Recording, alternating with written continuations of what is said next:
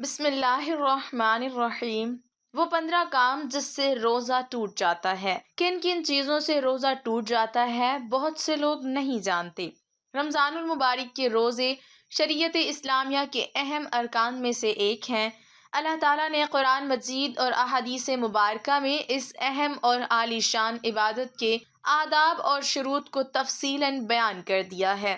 یقینی طور پر یہ مذہب اسلام کا ہی کمال ہے کہ اس نے کسی بھی عبادت کے کسی بھی چھوٹے سے پہلو کو بھی اکیلا نہیں چھوڑا، بلکہ ہر ایک چیز کو انتہائی شفافیت اور واضح شکل میں بیان کر دیا ہے۔ اس کے پیچھے حکمت یہ ہے کہ مسلمانوں کو کسی طرح سے بھی اسلامی احکامات کو سمجھنے اور ان پر عمل کرنے میں دشواری نہ ہو۔ اللہ تعالیٰ نے قرآن مجید کے اندر اور نبی کریم صلی اللہ علیہ وسلم نے اپنی احادیث مبارکہ میں روزوں کے متعلق ہدایات اور احکامات تفصیلی شکل میں بیان فرما دیے ہیں، اور انتہائی واضح صورت میں یہ بھی بتا دیا ہے کہ ایک روزے دار کے لیے کن چیزوں کی رعایت ضروری ہے اور کن باتوں سے اجتناب ضروری ہے۔ ناظرین، قرآن و سنت نے ان چیزوں کو بھی بالکل واضح بیان فرما دیا ہے جن کے ارتکاب سے انسان کا روزہ فاسد یا باطل ہو جاتا ہے اور وہ شخص روزے دار نہیں کہلاتا۔ اللہ رب العزت کا روزے دار کو حکم ہے کہ وہ اعتدال کے ساتھ روزے رکھے، نہ کہ روزے سے اپنے آپ کو ضرر اور تکلیف دے، اور نہ ہی وہ ایسی چیزیں تناول کرے جو روزے کے مخالف ہوں۔ آج کی ہماری اس ویڈیو میں ہم آپ کو ان عام باتوں اور اشیاء کے بارے میں بتائیں گے جو آپ کا روزہ باطل کر دیتی ہے، اور آپ کو اس بات کا اندازہ بھی نہیں ہوتا۔ آپ پورے دن کی بھوک پیاس کاٹنے کے بعد بھی ثواب سے محروم رہ جاتے ہیں۔ ناظرین، روزہ توڑنے والی اشیاء کی دو قسمیں ہیں۔ پہلی قسم، یہ قسم استفراغ اور استفراج ہے۔ مثال کے طور پر جماع، قے کرنا، حیض اور نفاس، ان اشیاء کے نکلنے سے جسم کمزور ہو جاتا ہے، اسی لیے اللہ تعالیٰ نے انہیں مفسدات صوم یعنی روزہ توڑنے والی اشیاء قرار دیا ہے۔ اس کی وجہ یہ ہے کہ ان معمولات سے گزرنے کے بعد روزے دار کو دو کمزوریوں کا سامنا کرنا پڑتا ہے، ایک روزے کی کمزوری اور دوسرا جسم سے ان اشیاء کے نکلنے کی وجہ سے پیدا ہونے والی کمزوری۔ یہ دونوں کمزوریاں روزے دار کو ضرر اور نقصان دیتی ہیں اور اس کا روزہ اعتدال سے نکل جاتا ہے۔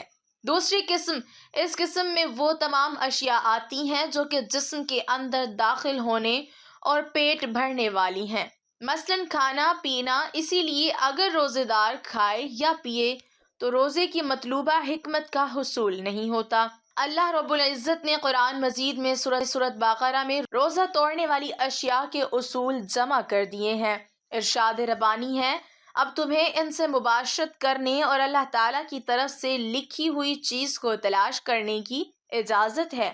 تم کھاتے پیتے رہو یہاں تک کہ صبح کا سفید دھاگا سیاہ دھاگے سے ظاہر ہو جائے، پھر رات تک روزے کو پورا کرو۔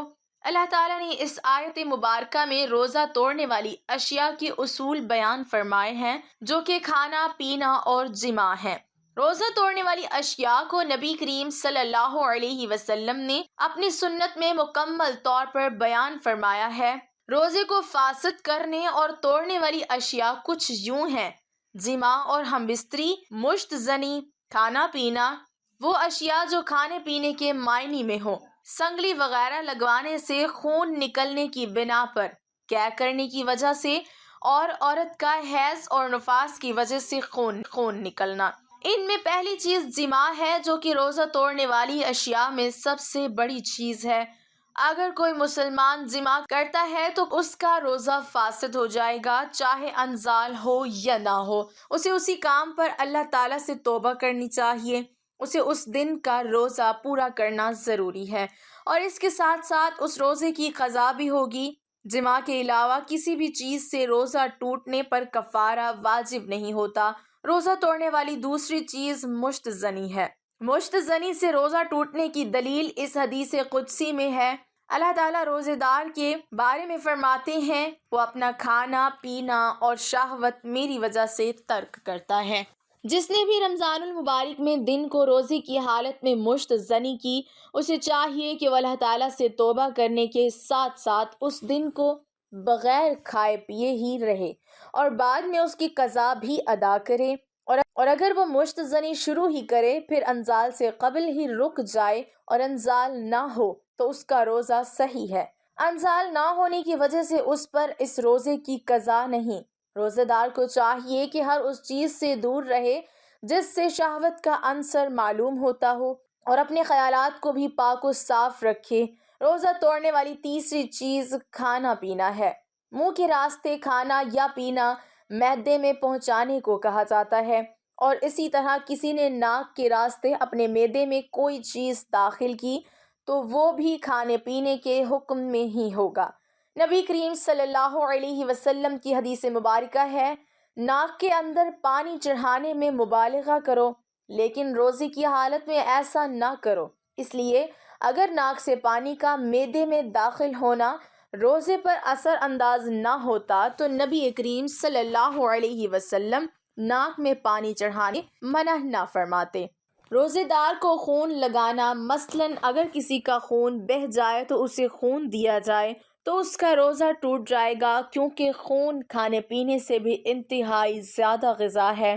غذائی انجیکشن جن کے لگانے سے کھانے پینے سے مستغنی ہوا جاتا ہے، مثلاً ڈرپ وغیرہ، طاقت کے انجیکشن لگوانا، یہ بھی کھانے پینے کے قائم و مقام ہے، لیکن ان کو لگوانے سے بھی روزہ فاسد ہو جاتا ہے۔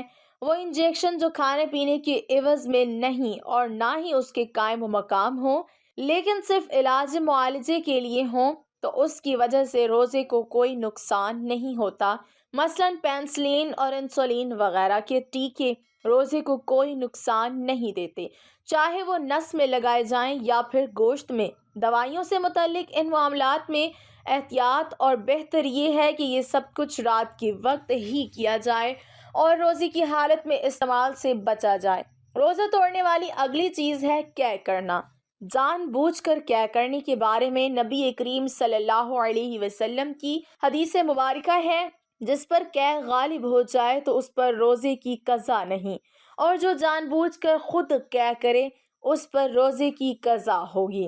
علماء کرام کا اجماع ہے کہ جو بھی مسلمان جان بوجھ کر قے کرے گا اس کا روزہ باطل ہے۔ اگر معدہ خراب ہو کر اوپر کو آئے تو اس پر قے روکنا لازم نہیں، کیونکہ ایسا کرنے سے اس بندے کے لیے یہ عمل نقصان دہ ہے۔ روزہ توڑنے والی اگلی چیز ہے حیض اور نفاس کے خون کا اخراج۔ نبی کریم صلی اللہ علیہ وسلم کی حدیث مبارکہ ہے کہ ایسا نہیں کہ جب تم میں سے کسی ایک کو حیض آتا نہ تو وہ روزہ رکھتی ہے اور نہ ہی نماز پڑھتی ہے۔ جب بھی عورت حیض یا نفاس کا خون دیکھے تو اس کا روزہ فاسد ہو جائے گا، چاہے غروب آفتاب سے چند لمحات قبل ہی کیوں نہ آ جائے۔ لیکن اگر عورت حیض کے خون کے انتقال کو محسوس کر لے لیکن خون کا اخراج غروب آفتاب کے بعد ہو تو وہ روزہ صحیح ہوگا اور اس دن کے روزے سے کفایت کرے گا۔ ناظرین، ان باتوں کے علاوہ جھوٹ بولنا، غیبت کرنا، گالی گلوچ کرنا، مار دھاڑ کرنا، چوری کرنا، انصاف نہ کرنا، ناپ تول میں کمی کرنا، غیر شرعی منافع خوری کرنا، کسی بھی مسلمان کو، کسی بھی انسان کو نقصان پہنچانا، اور نیز دیگر کئی باتیں ایسی ہیں کہ جن کی بنا پر ہمارا روزہ باطل تو نہیں ہوتا اور نہ ہی ٹوٹتا ہے، لیکن اگر ہم یہ کام رمضان المبارک میں روزے کی حالت میں کرتے ہیں تو ہمیں اپنی بھوک پیاس کو برداشت کرنے کا کوئی ثواب بھی حاصل نہیں ہوتا۔ میری اللہ تعالیٰ سے دعا ہے کہ ہمیں رمضان المبارک کے تمام روزے خشوع و خضوع اور صبر و تحمل کے ساتھ پورے کرنے کی توفیق عطا فرمائے، آمین۔ ناظرین، کمنٹ سیکشن میں آمین لکھ کر اس دعائے خیر کا حصہ ضرور بنیں۔